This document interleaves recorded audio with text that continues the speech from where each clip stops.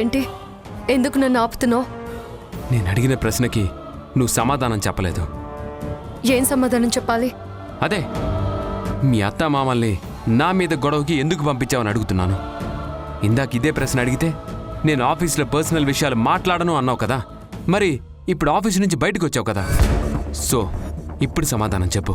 నేనెవరిని పిలవలేదు, ఎవరిని నీ మీదకి పంపించలేదు. అయితే వాళ్ళు నీకు తెలియకుండానే వచ్చారా? అవును, నాకు తెలియకుండానే వచ్చారు. వాళ్ళు నాకు ఫోన్ చేస్తుంటే నేను ఫోన్ తీయలేదు. నేను ఫోన్ లిఫ్ట్ చేయకపోయేసరికి కంగారు పడి వాళ్ళు వచ్చారు. అంతేగాని నేను పనిగట్టుకుని నీ మీదకి పోట్లాడమని ఎవరిని పంపించలేదు. అలా చేసే మనిషిని కూడా కాదు నేను. మరి వచ్చిన వాళ్ళు నీ గురించి ఎంక్వైరీ చేసి అక్కడి నుంచి వెళ్ళిపోవాలి, కానీ నన్ను నోటికొచ్చినట్టు మాట్లాడాల్సిన అవసరమే ఉంది. నన్ను అవమానించాల్సిన అవసరం అంతకంటే లేదు కదా. అక్కడికి నేనేదో నీకు అన్యాయం చేసినట్టు వాళ్ళు మాట్లాడిపోయారు. అవును, అన్యాయం ఎవరికి చేశారు? ఇప్పుడు నేనేం చెప్పినా నీ ఈగో దానికి ఒప్పుకోదు. నువ్వు మంచి చేసావో చెడే చేసావో ఇప్పుడు డిస్కస్ చేసే ఓపిక తీరిక నాకు లేవు. నీ నిర్ణయం నువ్వు చెప్పావు. ఓ గంట టైం తీసుకుని నిర్ణయం చెప్పమన్న దానికి గంట గడవక ముందే నీ నిర్ణయం ఏంటో చెప్పి నన్ను బయటికి పంపించేశావు. దాని గురించి చర్చ ఏంటి? అత్తయ్య మామయ్యలు నిన్ను అవమానించడం కాదు, వాళ్ళని నువ్వు ఎంతెంత మాటలు అన్నావో, వాళ్ళని ఎంత అవమానించి పంపించావో నాకు కూడా తెలుసు. ఎప్పుడు తప్పు ఒకళ్ళ వైపే ఉండదు, అది కూడా గుర్తుపెట్టుకో. ఏ నేను కనిపించలేదని వాళ్ళు అడగడానికి వస్తే పెద్దవాళ్ళని కనీసం మర్యాద ఇవ్వడం కూడా తెలీదా నీకు? ఏంటి వాళ్ళు చేసిన తప్పేంటి? నేను ఫోన్ తీయలేదని వెతుక్కుంటూ వచ్చారు. ఇంటికి వచ్చిన మనిషి మేం కనిపించకపోతే ఏమయ్యామో అని అడిగారు. అది కూడా తప్పేనా? కనీసం ఆయన వయసుకైనా మర్యాద ఇవ్వాలి కదా. ఇంట్లో అంతమంది ఉన్నారు, అందరూ పెద్దవాళ్లేగా. కనీసం సాటి మనిషికి సమాధానం చెప్పాలి, వాళ్లకు గౌరవం ఇవ్వాలి అని కూడా తెలీదా? ఆయన నా గురించి పిల్లల గురించి మిమ్మల్ని కాకపోతే ఇంకెవరిని అడుగుతారు? ఆయన నాకు తండ్రి స్థానంలో నిలబడి నీ కాళ్ళు కడిగి కన్యాదానం చేసిన వ్యక్తి. వాళ్ళొచ్చి నా గురించి వివరాలు అడిగితే దానికి ఎందుకు అంతలా కసురుకోవాలి? ఆయన ఎందుకు నువ్వు అంతలా అవమానించాలి? ఓ, అంటే నీకంతా తెలుసు అన్నమాట. అంతా తెలుసు అంటే నువ్వు కావాలనే వాళ్ళని నా దగ్గరికి పంపించావు. వాళ్ళని ఒక విలని చేసి మాట్లాడుతుంటే సంతోషించాలనే కదా ఇదంతా చేశావు. బామ్మ చెప్పింది కరెక్టే, ఇదంతా నువ్వు కావాలని చేస్తున్నావు అని చెప్పింది. ఆమె చెప్పినట్టే 100% జరిగింది. నువ్వుగా ఆలోచించే పరిస్థితి ఉంటే ఈ రోజు సిచ్యువేషన్స్ ఇంత దూరం వచ్చేవే కావు నందు. నీ మనసు చెప్పే మాట వినడం నువ్వెప్పుడో మానేశావు. ఎంతసేపు ఎదుటి వాళ్ళు చెప్పిన మాటలు వినడమే తప్ప ఏది మంచి ఏది చెడు అని నీ అంతటా నువ్వు నిర్ణయించుకునే శక్తి నువ్వెప్పుడూ కోల్పోయావు. ఏంటి నన్నే తప్పు పడుతున్నావా? మరి తప్పు పట్టిక ఎందుకు నువ్వు అలా బిహేవ్ చేయాలి? ఆయన ఏం తప్పు చేశారని ఆయన అవమానించి పంపించావు? ఆయన ఏమైనా నా కోడల్ని పెళ్లి చేసుకో అని నీ చుట్టూ తిరిగారా? నీ కాళ్ళు పట్టుకున్నారా? లేదుగా. నువ్వే కావాలనొచ్చావు, నన్ను పెళ్లి చేసుకుంటాను అని అడిగావు. నువ్వు అలా అడిగినందుకు ఇంకొకరైతే ఎంత సీరియస్ అయి ఉండేవారు? ఆయన నీ ప్రేమని నిన్ను అర్థం చేసుకుని ఆ రోజు ఎంత గౌరవించారు. అలాంటి వ్యక్తిని ఈ రోజు నువ్వు ఎంత అవమానించి పంపించేస్తావా? నేనేమి ఆయన గౌరవానికి భంగం కలిగే విధంగా ఏమీ మాట్లాడలేదు. ఆయనే మా ఇంటికొచ్చి ఎలా పడితే అలా మాట్లాడాడు. మా అమ్మని పట్టుకొని నోటికొచ్చినట్టు మాట్లాడితే నేను చూస్తూ ఊరుకోవాలా? నాకు గౌరవం ఇవ్వకపోయినా పర్వాలేదు, కనీసం మా అమ్మకైనా రెస్పెక్ట్ ఇవ్వాలిగా. గౌరవం అనేది ఇచ్చి పుచ్చుకోవాలి. మనం ఎదుటి వాళ్ళని ఎంత గౌరవిస్తామో వాళ్ళ నుంచి అంత గౌరవాన్ని పొందుతాము. ఎంతసేపు ఆయన ఏదో మీ అమ్మగారిని తిట్టారు అని నువ్వు అంటున్నావే తప్ప మీ అందరూ కలిసి ఆయన ఏమన్నారో నీ నోట్ నుంచి ఒక్క మాట అయినా చెప్పావా? నువ్వే కాదు, ఎవరు చెప్పరు. ఎందుకంటే ఎవరి పాయింట్ ఆఫ్ వ్యూలో వాళ్ళు చెప్పేదే కరెక్ట్. ఎవరి కథలో వాళ్లే హీరో. అయినా ఇప్పుడు నువ్వు దాని గురించి ప్రత్యేకంగా మాట్లాడాల్సిన అవసరం ఏముంది? నువ్వు అనాల్సినవి అన్నావు, ఆయన అనాల్సినవన్నీ అన్నారు. అయిపోయింది. ఆయన్ని బయటికి పంపించేశారు కదా. ఇంకా దాని గురించి నువ్వు నా దగ్గర ఏం సమాధానం ఎక్స్పెక్ట్ చేసి నన్ను ఆపుతున్నావు? మీరందరూ ఎంత తెగించారో నాకు అర్థం అవుతూనే ఉంది. కానీ గుర్తుపెట్టుకో, నేను ఎవరినైనా క్షమిస్తానేమో గానీ ఆ మనిషిని మాత్రం క్షమించను. ఏమన్నావు? ఆ మనిషా? ఏ మనిషి? నువ్వెవరో ఏంటో తెలియకుండా నీ ప్రేమను యాక్సెప్ట్ చేసి నేను తన కుటుంబంలో కలుపుకున్నారే, ఆ పెద్ద మనిషినేనా నువ్వు పట్టుకుని ఆ మనిషి అంటున్నావు? ఒకటి గుర్తుపెట్టుకున్నందు, ఆయనేమీ గతి లేక మీ ఇంటికి రాలేదు. నా కోసం, పిల్లల కోసం వచ్చారు. నాకొక మామగారులా కాదు, తండ్రిలా వచ్చారు. ఆయనకి సమాధానం చెప్పడం చేత కాక నోటికొచ్చినట్టు తిట్టి అవమానపరిచారు. మీరు చేసిన పనికి మీరు ఖచ్చితంగా పశ్చాత్తాపడతారు.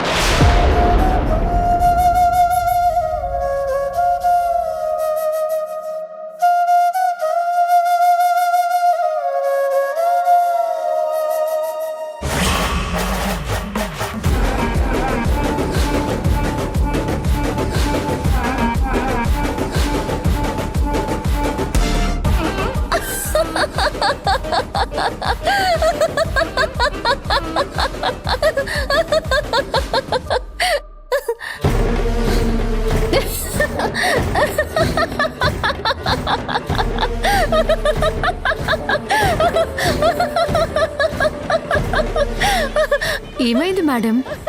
ఏంటి అలా పిచ్చి పట్టినట్టు నవ్వుతున్నారు? మీకేమైంది? నాకు చాలా హ్యాపీగా ఉంది బార్బీ. నేను అనుకున్నది అనుకున్నట్టుగా సాధించేశాను. బయట ఒక సీన్ చూడాల్సింది. మేఘనా నందు ఎలా అర్చుకున్నారో తెలుసా? ఒకళ్ళ మీద ఒకళ్ళు నిందలు వేసుకున్నారు. ఒకరిని ఒకరు పాయింట్ అవుట్ చేసుకుని ఒకళ్ళ మీద ఒకళ్ళు ఛాలెంజెస్ చేసుకున్నారు. వాళ్ళిద్దరి గొడవ చూస్తుంటే ఇక ఈ జన్మలో వాళ్ళు కలిసే అవకాశమే లేదనిపిస్తోంది. మేడం, భార్యాభర్తల మధ్య గొడవలు ఏవి అంత శాశ్వతంగా ఉండిపోవు మేడం. ఏదో ఒకరోజు వాటంతటవే సమసిపోతాయి. ఎంతమందిని చూడట్లేదు? ఇంతకంటే పెద్ద పెద్ద గొడవలు పడిన వాళ్ళే ఏదో ఒక చోట కన్విన్స్ అయి కలిసిపోతారు. ఇప్పుడు మాత్రం ఎట్టి పరిస్థితుల్లోనూ కలవరు బార్బీ. ఎందుకంటే వాళ్ళిద్దరి ఈగో పీక్స్ కి వెళ్లిపోయింది. ఎవరి పాయింట్ ఆఫ్ వ్యూలో వాళ్ళు జెన్యూన్ గానే ఉన్నారు, కానీ ఇద్దరూ అబద్ధాన్ని నమ్ముతున్నారు. అబద్ధాన్ని నిజమని నమ్మిన వారు ఎవరు వాళ్ళ తప్పులు వాళ్ళు తెలుసుకోలేరు. ఈ నందు మేఘనా పరిస్థితులు కూడా అంతే. తనేదో మోసం చేసిందని నందు నమ్ముతున్నాడు. ఆ నందు తనని అర్థం చేసుకోకుండా ఈగోతోటి తనని బయటికి వెళ్లగొట్టాడు అని మేఘన నమ్ముతోంది. వాళ్ళిద్దరూ నార్త్ పోల్ సౌత్ పోల్ లా డిఫరెంట్ గా ఉన్నారు. ఎట్టి పరిస్థితుల్లోనూ వాళ్ళు కలవరు. మీరిక్కడ ఒక విషయం మర్చిపోతున్నారు. ఈ గొడవలు, ఈ చిన్న చిన్న డిస్టర్బెన్సెస్ ఇవన్నీ కొంతకాలమే మేడం. కానీ మేఘన జరిగిన కేసు గురించి ఇన్వెస్టిగేషన్ స్టార్ట్ చేసింది. తనకొచ్చిన డౌట్స్ అన్నీ చాలా జెన్యూన్ గా ఉన్నాయి. తను అనుకున్నట్టుగానే ఆ ఇన్వెస్టిగేషన్ పూర్తి చేసి అసలు దీనంతటికీ కూడా కారణం ఎవరు అనే విషయాన్ని బయటికి తీసింది అనుకోండి, ముందు మీరే దొరుకుతారు. ఒకవేళ మీరు జాగ్రత్తగా కాంతం వైపుకి డైవర్ట్ చేసినా గానీ కాంతం రియల్గా ఏ తప్పు చేయలేదు కాబట్టి కాంతానికి ఏ రిస్కు ఉండదు. మహా అయితే పెద్దదాన్ని కదమ్మా, ఏదో అబద్ధాన్ని నిజమనుకొని నమ్మేశానని ఒక్క మాటలో చెప్పేస్తుంది. కానీ మీ పరిస్థితి అది కాదు మేడం. ఆధారాలు పట్టుకొని బయటికి లాగటం మొదలుపెట్టింది అంటే మీరు దొరికిపోతారు. ఆ తర్వాత మీ దగ్గర చెప్పుకోవడానికి కూడా సరైన కారణం ఉండదు. ఏంటి బార్బీ, నువ్వు నాకు సలహా ఇస్తున్నావా, భయపెడుతున్నావా? మిమ్మల్ని భయపెడతానా మేడం? ఏదో నాకు తెలిసింది చెప్తున్నాను. ఎందుకంటే మేఘన విషయం మీకంటే ఎక్కువ నాకే బాగా తెలుసు. తను చాలా తెలివిగల మనిషి అని మీరు చాలాసార్లు మెచ్చుకున్నారు కూడా. బయట ఎవరికో ప్రాబ్లం వస్తేనే తను చాలా దూరం వెళ్ళి నిజానిజాలు బయటికి తీసే వ్యక్తి. అలాంటిది తన ఫ్యామిలీకి తన పర్సనల్ విషయాల్లోనే గొడవలొస్తుంటే చూస్తూ ఊరుకుంటుందా? మొత్తం తవ్వుతుంది మేడం. Yes, you correct. చూద్దాం ఆ మేఘన ఎంత స్పీడ్గా వెళ్తుందో చూసి తను వెళ్లే దారిని బట్టి మనం కూడా పావుని కదుపుదాం. మేఘనకి అన్ని తెలివితేటలుంటే మరి నాకెన్ని తెలివితేటలుండాలి? చూద్దాం ఏం జరుగుతుందో.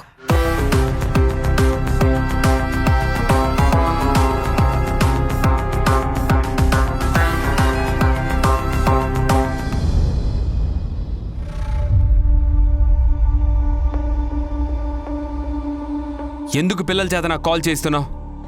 వాళ్ళ చేత నాతో మళ్ళీ ఎమోషనల్ బాండింగ్ స్టార్ట్ చేయాలనుకుంటున్నావా? పిల్లలు ఎందుకు నందుకి కాల్ చేశారు? అసలు నాకు చెప్పకుండా ఇలా చేయరే. పాపం నాన్నతో మాట్లాడాలి అనిపించిందేమో. నందుతో ఉన్న అనుబంధం అలాంటిది. తను మర్చిపోయినా పిల్లలు మర్చిపోరు కదా, అందుకే ఫోన్ చేసుంటారు. అది కూడా తప్పు పడుతున్నాడు అంటే ఏమనుకోవాలి మనిషిని? మరి ఇంతలా మారిపోయాడేంటి? ఛ!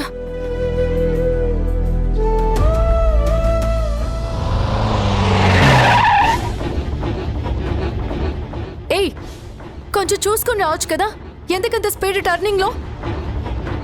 ఏ ఈ రోడ్ ఏమన్నా నీ బాబుగాడి సొమ్ము అనుకున్నావా? అలా కళ్ళు మూసుకొని వచ్చేస్తున్నావు. నీకు అంతగా చావాలనుకుంటే పోయి ఏ కారు కింద పడు. నా కారు కిందే పడాలా?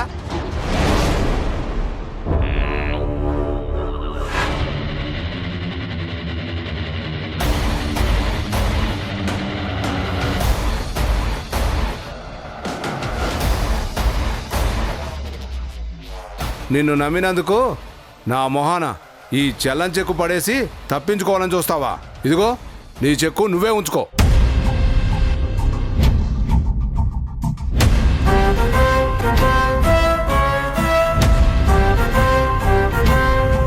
ఏయ్, నువ్వు ఆ రోజు మా ఇంటికి. ఏయ్ ఆగు, ఏయ్ ఆగు, ఆగు, ఏయ్ ఆగు.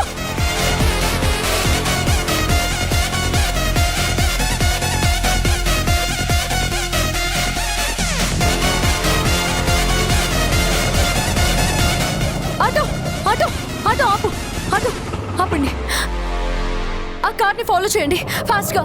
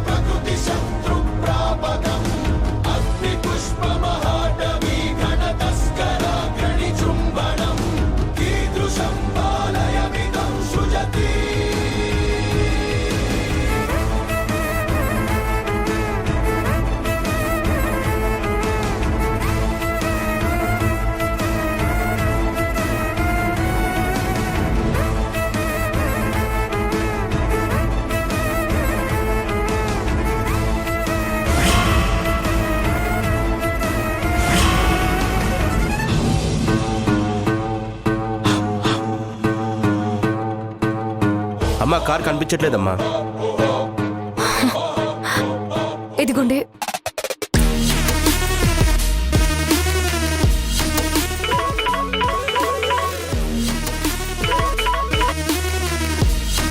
నవ్య, ఇప్పుడు నేను నీకు ఒక కార్ నెంబర్ పంపించాను. ఆ నెంబర్ని ఒకసారి చూడు.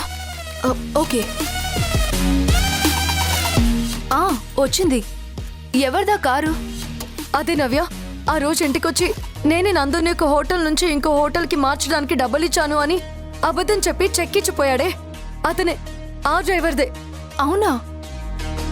మరి నువ్వు వెంటనే పట్టుకోలేదా వాణ్ణి? నేను పట్టుకుపోయే లోపు వాడు పారిపోయాడు. నువ్వు అర్జెంటుగా ఆ నంబర్ని ట్రేస్ అవుట్ చేసి ఆ కార్ ఎక్కడుందో అడ్రస్ ఏంటో కొంచెం కనుక్కోవా? అలాగే, నేను వెంటనే కనుక్కుంటాను.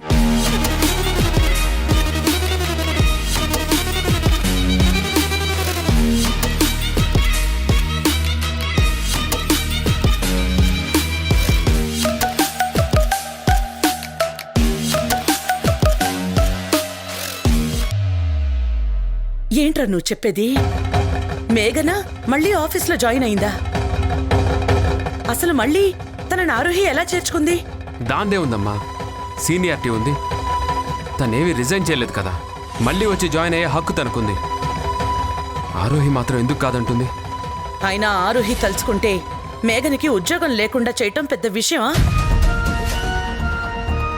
అసలు ఆరోహి మేఘన్ని ఎలా యాక్సెప్ట్ చేసింది? తెలిసి మళ్ళీ మీ ఇద్దరిని ఒకే చోట ఉంచడం వెనకాల కారణం ఏంటి? ఇందులో ఆరోహి తప్పేం లేదమ్మా. ఉద్యోగం అనేది తన హక్కు. సరైన కారణం లేకుండా ఆరోహి తనని జాబ్లోంచి తీసేయడానికి లేదు. తను ఖచ్చితంగా నా కళ్ళెదురుకొచ్చి కనిపించాలనే ఆఫీస్కి వచ్చి జాయిన్ అయింది. వచ్చి ఇప్పుడు ఇన్వెస్టిగేషన్ కూడా మొదలుపెట్టింది. నా చెక్ బుక్ నాకు కాకుండా ఇంకెవరికి దొరికే అవకాశం ఉందని ఎంక్వైరీ మొదలుపెట్టింది. ఆవిడ గారు ఎంక్వైరీలు మొదలుపెట్టి ఏం చేస్తుందట? తప్పు అది చేసి ఏదో ఎంక్వైరీలు చేసి ఎవరిని మోసం చేస్తుందట? తను చాలా మాట్లాడుతుందమ్మా. వాళ్ళ అత్తయ్య మావయ్య మన ఇంటికి వచ్చి ఎంత గొడవ చేశారు. ఆ సత్యమూర్తి గారు నా మీద ఎలా విరుచుకుపడ్డారు. నేను ఆయన్ని కోపంతో తిట్టినందుకు నేనొచ్చి క్షమాపణలు చెప్పాలని మేఘన డిమాండ్ చేస్తుంది. ఏంటి, నువ్వు క్షమాపణలు చెప్పాలా? ఆ మాటకొస్తే వాళ్లే వచ్చి నీకు క్షమాపణలు చెప్పాలి. వాళ్ళ స్థాయి ఏంటో మర్చిపోయి ఇక్కడికొచ్చి నోటుకొచ్చినట్టు మాట్లాడారు. ఇంకా నువ్వు మర్యాదస్తుడు కాబట్టి, మంచివాడివి కాబట్టి వాళ్ళని తిట్టి పంపించావు. అదే ఇంకొకళ్ళైతే చెప్పు తీసుకుని కొట్టి పంపించుండేవాళ్ళు. వాళ్ళన్న మాటలు, వాళ్ళు చేసిన గొడవ ఇవేవి మేఘన మైండ్కి ఎక్కట్లేదు బామ్మ. నేను వాళ్ళని తిట్టడం ఒక్కడే గుర్తుంది. నేనేదో తప్పు చేశానని నేను వెళ్ళి క్షమాపణలు చెప్పాలంట. అత్తయ్య, మీరా మేఘనకి 2 ముఖాలు ఉన్నాయి అని మీరన్న మాట నిజమే అనిపిస్తోంది. ఒక ముఖంలో నిజాయితీ అమాయకత్వం కనిపిస్తే మరో ముఖంలో తన అసలు స్వరూపం కనిపిస్తోంది. వాళ్ళింటికొచ్చి ఏమేం మాట్లాడారో ఆలోచించకుండా వీణిపోయి ఆ సత్యమూర్తి గారికి క్షమాపణ చెప్పమండవేంటి? ఏముంది, ఈ ప్రపంచం ఆడదానికే ఎక్కువ సపోర్ట్ చేస్తుంది కదా, కాబట్టి అది ఏం మాట్లాడినా అంతా చెల్లిపోతుంది అనుకుంటుంది. అది ఎంత కక్షగల మనిషి కాకపోతే మళ్ళీ తిరిగి అటు తిప్పి ఇటు తిప్పి వచ్చి అదే ఆఫీసులో చేరుతుంది. ఏమోలేరా, అది ఎలా పోతే మనకెందుకు? మనం ఎలాగూ ఈ ఊరుదులు పెట్టి వెళ్ళిపోతున్నాంగా, దాని మొహం చూసే బాధ తప్పుతుంది. లేదమ్మా, మనం ఎక్కడికి వెళ్ళట్లేదు, మనం ఇక్కడే ఉంటున్నాం. అదేంటి నాన్నా, నువ్విక్కడ ఉండలేను వెళ్ళిపోదావు అని చెప్పావు, ఇప్పుడు మళ్ళీ ఇక్కడే ఉంటానంటావేంటి? లేదమ్మా, అంతకుముందు వెళ్ళిపోదాం అనుకున్న మాట వాస్తవమే. కానీ ఎప్పుడైతే మేఘనతో మాటలు, మేఘన ప్రవర్తన చూసిన తర్వాత నాకు చాలా చిరాగ్గా అనిపిస్తుంది. అసలు మనమెందుకు దూరంగా వెళ్ళిపోవాలి? అలా వెళ్ళిపోతే నిజంగానే నేను తనకి భయపడి పారిపోయినట్లవుతుంది. నేనెక్కడికి వెళ్ళను, నేనిక్కడే ఉంటాను. తనేదో ప్రూవ్ చేస్తానంటుందిగా, ఏం ప్రూవ్ చేస్తుందో అది కూడా చూస్తాను. ఇదిరా నా మనవడంటే. నువ్విలాగే ధైర్యంగా ఉండు. అది ఎన్ని నాటకాలు ఆడుతుందో ఆడని. దాని నాటకాలన్నిటికీ ఎలా తెరదించాలో నాకు బాగా తెలుసు. ఎంత ధైర్యం లేకపోతే వాళ్ళ మామగారిని మన ఇంటి మీదకే పంపించింది చాలక ఏకంగా నువ్వు ఆయనకి క్షమాపణలు చెప్పాలంటుందా? ఏంటి నువ్వు క్షమాపణలు చెప్పేది? అవసరమైతే వాళ్ళందరూ వచ్చి నీ కాళ్ళ మీద పడి వాళ్ళు క్షమాపణలు చెప్పాలరా. నువ్వేమాత్రం తగ్గాల్సిన అవసరం లేదు. నువ్వు చెప్పేది నిజమే బామ్మ. ఎట్టి పరిస్థితుల్లో నేనిక్కడి నుంచి వెళ్లేదే లేదు. అత్తయ్య, వీణ్ణి చూస్తే నాకు చాలా భయంగా ఉంది. మొన్నటిదాకా ఆ పిల్ల మీద ప్రేమతో ఉన్నాడు. ఇప్పుడు ఆ ప్రేమని కాస్త కోపంగా మార్చుకున్నాడు. దీంతో వాడి జీవితం ఏమవుతుందో ఏంటో. నువ్వు భయపడి ఊరికే వాణ్ణి భయపెట్టకు. అంతా మంచే జరుగుతుంది. మేఘనా, ఆ డ్రైవర్ అడ్రస్ ఎక్కడో కనుక్కున్నాను. రేపు వెళ్ళి వాణ్ణి ఒకసారి కలిసామంటే దాదాపు చాలా సమస్యలకి పరిష్కారం దొరుకుతుంది. వాడి అడ్రస్ దొరకడం కొంచెం కష్టమైందనుకో, కానీ ఏదో విధంగా పట్టేసుకున్నాను. మేఘనా, మేఘనా, మేఘనా, ఏమైంది? ఏం లేదు. ఎందుకో కాస్త నీరసంగా ఉంది.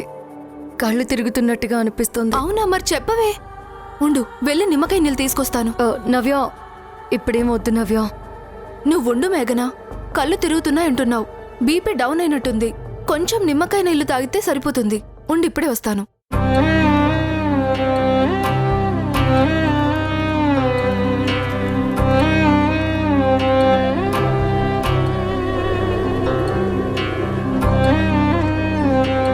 మేఘనా, మేఘనా, పాపం బాగా అలసిపోయినట్టుంది. నందు, నందు, నేనే తప్పు చేయలేదు. నన్ను అనవసరంగా అపార్థం చేసుకున్నావు. పిల్లలకి నువ్వంటే ఎంత ఇష్టమో నీకు తెలుసు కదా. నువ్వు లేకపోయేసరికి పిల్లలు నీ గురించి అడుగుతున్నారు. నిత్యకి నాకన్నా కూడా నువ్వంటేనే బాగా ఇష్టం. ఎప్పటికైనా సరే నేనే తప్పు చేయలేదని నీకు నిరూపిస్తాను. నీకు అర్థమయ్యేలా చేస్తాను.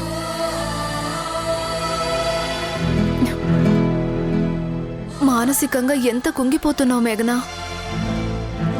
భగవంతుడు నీకు ఖచ్చితంగా మేలు చేస్తాడు. నువ్వు నందు గొప్ప ప్రేమికులు. మీ ప్రేమని ఆ భగవంతుడు ఖచ్చితంగా నిలబెడతాడు.